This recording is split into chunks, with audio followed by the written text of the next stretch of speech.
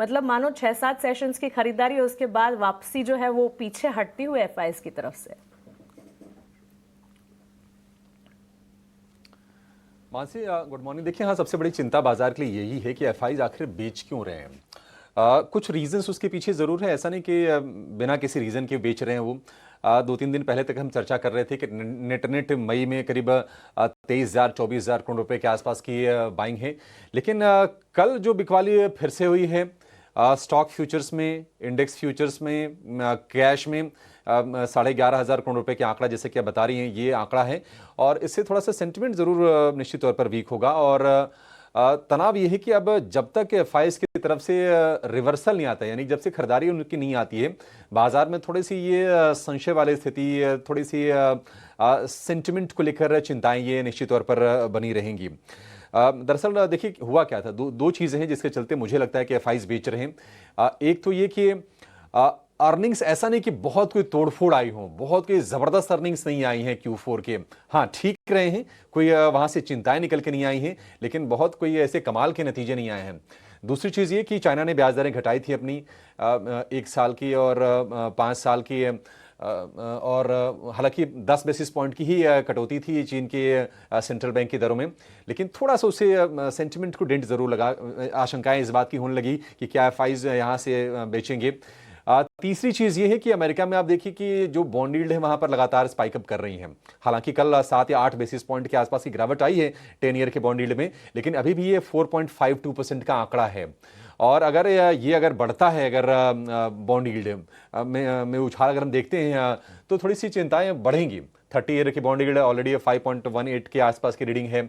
तो अगर आपको 5% के आसपास की अगर यील्ड अगर मिलती है अगर अमेरिकी बाजारों में, बॉन्ड्स क्या ना सेफर एसेट्स हैं, इक्विटी क्या रिस्कियर एसेट्स हैं, और अमेरिकी बाजारों में वहां की इकोनॉमी को लेकर चिंताएं भी चल रही हैं, तो ये एक फैक्टर बन सकता है एफआईज की बिकवाली के पीछे।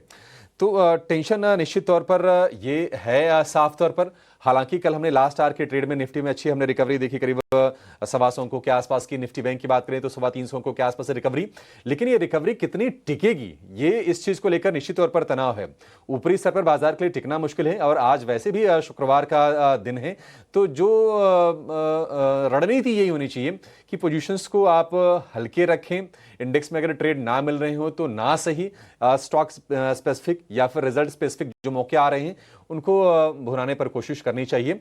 और एक और चीज ये है कि आईटी शेयरों को लेकर थोड़ा सतर्क रहिए। देखिए, अमेरिकी इकोनॉमी में अगर चिंताएं यहां से फिर से अगर बढ़ती हैं तो आईटी स्टॉक सबसे पहले हिट होंगे, और मंदी की खबरें वहां पर चली रही हैं। ये जो टैक्स और स्पेंडिंग बिल है, ऐसा कहा जा रहा है कि वहां पर ये अमेरिका में जो कर्ज है वो $3.8 ट्रिलियन और बढ़ जाएगा। तो भले ही वहां पर देखिए डिफॉल्ट ना हो, लेकिन थोड़ा तनाव तो इकोनॉमी में बढ़ेगा। एक और पैक क्रूड रिलेटेड जो स्टॉक्स हैं उस पर आज के सत्र में नजर रखिए। डिफेंस वाले जो शेयर चल रहे हैं, बीएल को लेकर कुछ अच्छी खबरें आई हैं, इन पर नजर रखिए। और इसके अलावा जो मॉनसून रिलेटेड शेयर्स हैं वहां पर अगर तेज गिरावट आती है, अगर ऑटो हो, एफएमसीजी हो, तो वहां पर बड़ी जो गिरावट होगी वो निश्चित तौर पर खरीदारी का एक मौका बनेगी। लेकिन बाजार में थोड़ा सा ना कॉशियस रहने की ही जरूरत है, और वो इस वजह से है क्योंकि जो बड़े शेयर हैं ना, देखिए वहां पर बिकवाली हो रही है, वो बाजार को सपोर्ट नहीं कर पा रहे हैं। मानसी, अभिषेक, निफ्टी के क्या इंपॉर्टेंट संकेत लग रहे हैं? कल हमें लगा कि जो है towards the end part of the day, आखिरी आधे घंटे में जो है एक अच्छी रिकवरी देखने मिली। अभिषेक, ये जो लेवल है 24,600 का, ये एक इम्पॉर्टेंट लेवल पे वापस जो है रिकवरी भी देखने मिली है। तो यहाँ पे लगता है कि ग्लोबल संकेत जो कह रहे हैं कि अब जो धीरे धीरे करके थोड़े म्यूटेड ग्लोबल संकेत देखने मिल रहे हैं।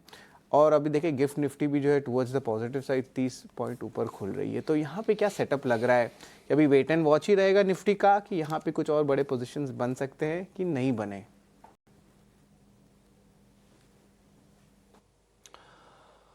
शरद, बड़ा मूव थोड़ा मुश्किल है। हालांकि आप देखिए कल रिकवरी आई है, लेकिन कल ये भी याद रखिए कि 24,500 के स्तर को भी इंट्राडे में निफ्टी ने ब्रेक किया हुआ है। तो पोजीशन बड़ी नहीं लेनी है। बाजार थोड़ा दिशा का इंतजार करेगा, और दिशा कौन देगा? मैं बार बार एफआईज का जिक्र इसलिए कर रहा हूं क्योंकि एफआईज कहते हैं ना कि हॉट मनी होती है, अगर आपको चलना है तो एफआईज का पैसा चाहिए। देखिए, डीआईज बाइंग कर रहे हैं, लेकिन ऐसा नहीं कि जितनी एफआईज सेल कर रहे हैं उतनी डीआई बाय कर रहे हैं। डोमेस्टिक इंस्टीट्यूशन भी थोड़े अपने हाथ को रोके हुए हैं, वो पता नहीं वो भी किसी चीज़ का इंतजार कर रहे होंगे। उनकी तरफ से भी जो फ्लो आना चाहिए वो उस रफ्तार से आ नहीं रहा है। हम चर्चा कर भी रहे थे कि जो डोमेस्टिक जो म्यूचुअल फंड्स हैं करीब उनके पास 3 लाख करोड़ रुपए के आसपास का कैश है। टॉप 5 जो म्यूचुअल फंड्स है उनके पास 1.5 लाख करोड़ रुपए से ज्यादा का कैश बैलेंस है। लेकिन क्या वो डिप्लॉय कर रहे हैं? बाजार को देख के अभी ऐसा लग नहीं रहा है। तो थोड़ा सा वेट इन वॉच वाला माहौल तो बाजार में रहेगा। एफआईज जब लौटेंगे, थोड़ी बाइंग करेंगे तो जाके उत्साह बनेगा। अदरवाइज मान के चलिए कि मई का महीना है, अब तो क्या 23 तारीख हो गई है, हफ्ते 10 दिन इसी तरह का माहौल दिखेगा। अब अगले महीने क्या है कि यूएस फेड की बैठक है ब्याज दरों को लेकर, आरबीआई की भी पॉलिसी मीट है और उसके बाद दरों को लेकर फैसला आएगा। तो ट्रिगर शायद वहां से बनेंगे। अभी ट्रिगर्स के भी बाजार में तेजी के ट्रिगर्स के अभाव साफ तौर पर दिख रहे हैं। तो होगा ये कि आज की अगर हम सपोर्ट रेंज की बात करें तो 24,500 और 24,450 ये सपोर्ट रेंज है। अगर यहां पर बाजार अगर रुक जाता है तो ठीक है, अदरवाइज फिर हो सकता है कि 24,100 फिर 24,000 के भी स्तर हम देखेंगे। रेजिस्टेंस की बात करें तो आज के सत्र के लिए 24,750 24,800 ये रेजिस्टेंस के तौर पर काम करेंगे। और 25,000 के लेवल के हमने दर्शन किए हैं, लेकिन अब 25,000 का लेवल थोड़ा दूर लगने लगा है। 25,000 तक पहुंचने के लिए बाजार को जोर लगाना पड़ेगा। बाजार जोर कैसे लगाएगा? अगर इंडेक्स की हम बात करें, देखिए जो बड़े शेयर्स हैं आप उनको इग्नोर नहीं कर सकते, जिनका वेटेज बढ़ा है। एचडीएफसी बैंक हो गया, रिलायंस हो गया, भारतीय एयरटेल हो गया, एलएनटी हो गया। क्या इनमें बहुत तेजी आपको दिख रही है? नहीं दिख रही। इक्का दुक्का सत्र में तेजी आ रही है तो अलग बात है, अदरवाइज थोड़े साइडवेज है, इनका समर्थन बाजार को मिल नहीं रहा है। एक चीज आज जरूर आएगी बाजार बंद होने के बाद कि आरबीआई का बोर्ड ऑफ डायरेक्टर जो है वो डिविडेंड के सरप्लस ट्रांसफर पर आज विचार करने वाला है। हालांकि ये शाम को ये चीज होगी। और पिछले साल 2.1 लाख करोड़ रुपए सरकार को डिविडेंड के तौर पर मिला था आरबीआई से, उससे ज्यादा की रकम की इस बार उम्मीद है। लेकिन ये ट्रिगर जो है ये अगले हफ्ते के लिए काम करेगा, ये सोमवार को काम करेगा। तो आज एक मान के चलिए कि थोड़ा सा वोलेटाइल बाजार रहेगा, हफ्ते का आखिरी कारोबारी सत्र है, लेकिन रेंज में फंसा रहेगा और ऊपरी स्तरों पर बाजार को निश्चित तौर पर टिकने में शरद बाजार को मुश्किल आएगी। अभिषेक, हमारी जो टेक्निकल एनालिस्ट से जो है कल पूरी बात हो रही थी और यहाँ पे जो है हमेशा मैं उनको 2 ऑप्शन देता हूँ कि कहाँ पे ज़्यादा एक्शन का काम कर सकते हैं या जहाँ पे ज़्यादा पोजीशंस आ सकते हैं। और निफ्टी बैंक को लेके जो है आप कह सकते हैं कि 10 में से 9 एनालिस्ट लोग कह रहे हैं कि यहाँ पे ट्रेड के मौके और ज़्यादा बन सकते हैं, खासकर कि लॉन्ग साइड में। ये पिछले 2 से 3 सेशंस में हमने देखे मिले। और आप अभिषेक, आपने सही कहा कि जो बैंक का जो ओवरऑल वेटेज है निफ्टी बैंक में और आपका निफ्टी में, वो एक बहुत इंपॉर्टेंट कंसर्निंग फैक्टर्स रहता है, खासकर कि एचडीएफसी बैंक, आईसीआईसीआई बैंक जिनके वेट्स हैवी हैं। तो यहाँ पे निफ्टी बैंक को लेके ऑफ कोर्स एफआई की चर्निंग होती है तो बैंक्स में भी देखा जाता है। और आईटी में आपने ही बोला है कि अभी भी थोड़ी अनसर्टेनिटी है। तो यहाँ पे निफ्टी बैंक में कुछ और पॉजिटिव मूवमेंट देखने मिल सकता है। ये 55,500 लेवल्स के ऊपर का कुछ मूवमेंट्स आ सकता है। अभिषेक शरद, 55,500 के ऊपर थोड़ा सा मुश्किल है। मैं आपको रेंज बता देता हूं।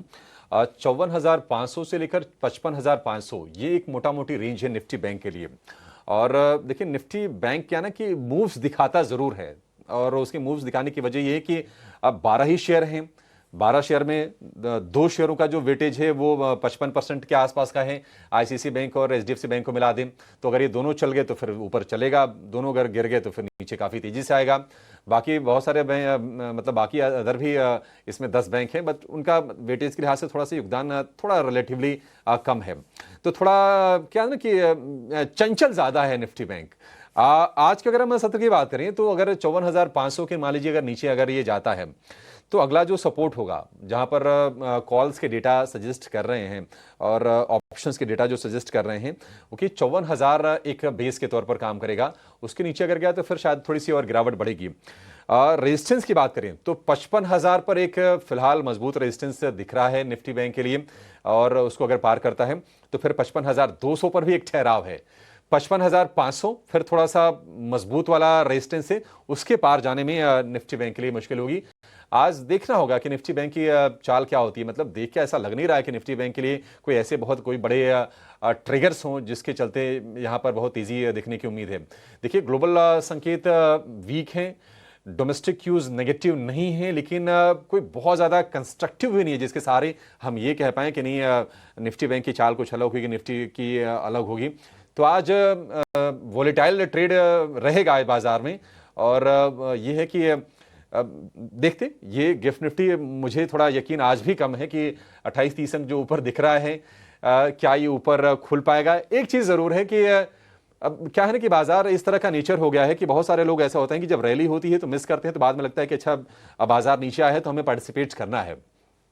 1000 पॉइंट की, करीब 1100 पॉइंट की एक तरफा रैली पिछले हफ्ते आई थी, और उसके बाद अब बाजार ऑलमोस्ट वहां से अगर आप देखेंगे तो 500 पॉइंट नीचे आ गया है, 500 550 पॉइंट।